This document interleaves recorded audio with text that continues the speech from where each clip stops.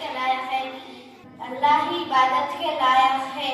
بہت سے لوگ ایسے ہیں جو اللہ پاک کو تو مانتے ہیں، اس کو مالک اور ربی کہتے ہیں، مگر عبادت اللہ کے سوا دوسروں کی بھی کرتے ہیں۔ جیسے وہ لوگ جو کسی بت اور مورت کی پوجا کرتے ہیں، دیوی دیوتا کے سامنے ہاتھ جوڑتے ہیں، ان کو جاتے ہیں، ان کی منت بھی مانتے ہیں، ان سے اولاد بھی مانگتے ہیں اور ان کی ناخوشی سے ڈرتے ہیں، ایسے لوگ ابھی موجود ہیں۔ ہمارے رسول صلی اللہ علیہ وسلم کے زمانے میں بھی ایسے لوگ موجود تھے۔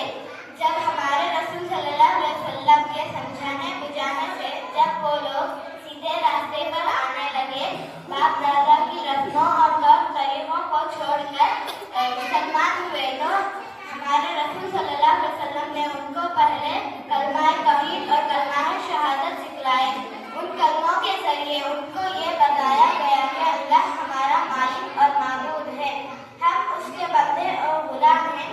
جب وہ مالک ہے، خالق ہے، تو عبادت کے لائق بھی وہی ہے، عبادت کے لائق بھی وہی ہے، اس کے سوا دوسرا ایسا کوئی نہیں ہے کہ اس کی عبادت اور بندگی کی جائے۔ اس لیے یہ سب کام جو تم کسی بت اور دیوی دیوتا کے ساتھ کرتے ہو چھوڑ دو، یہ سب شرک ہے۔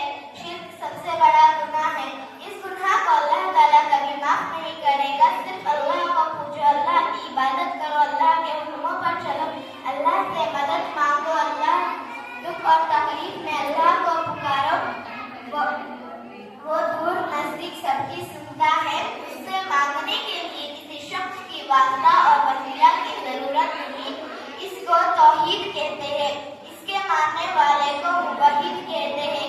جن لوگوں نے اللہ تعالیٰ کے رسول صلی اللہ علیہ وسلم کی ان باتوں کو مانا، سچے دل سے کلمے پڑھے، وہی سچے مسلمان ہوئے۔ اللہ کی عبادت، اللہ کے سوا سب کی عبادت کو چھوڑ دیا، جن کاموں سے آپ نے منع فرمایا اس سے بھی باز آ گئے۔ مگر کیسا افسوس ہے، اب بہت سے مسلمان جو کلمہ توحید اور کلمہ شہادت کا اقرار کرتے ہیں، وہ لوگ اپنے بزرگوں، ولیوں اور شہیدوں کی عبادت کرتے ہیں، ان کی قبروں پر سجدہ کرتے ہیں، ان کی قبروں پر سجدہ کرتے ہیں، ان کو چڑھاوا چڑھاتے ہیں، ان سے اولاد بھی مانگتے ہیں،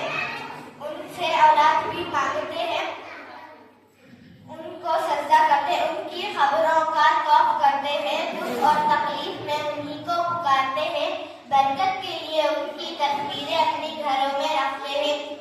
غرض یہ سب کام جو حضرت کے زمانے میں بت اور مورت کو پوجنے والے اپنے دیوتاؤں کے ساتھ کرتے تھے، کام اس زمانے میں غیر مسلم جو کام اپنے بزرگوں کے ساتھ کرتے تھے، وہی سب کام یہ نام کے مسلمان بھی اپنے بزرگوں کے ساتھ کرتے ہیں۔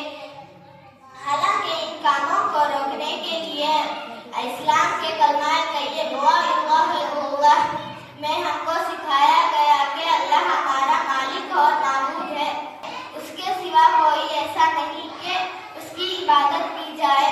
آخر میں اللہ تعالیٰ سے دعا کرتی ہوں، اللہ ہم سب کو گمراہی سے بچا اور سیدھے راستے پر قائم رکھ، اور ہمیں رسول کی باتوں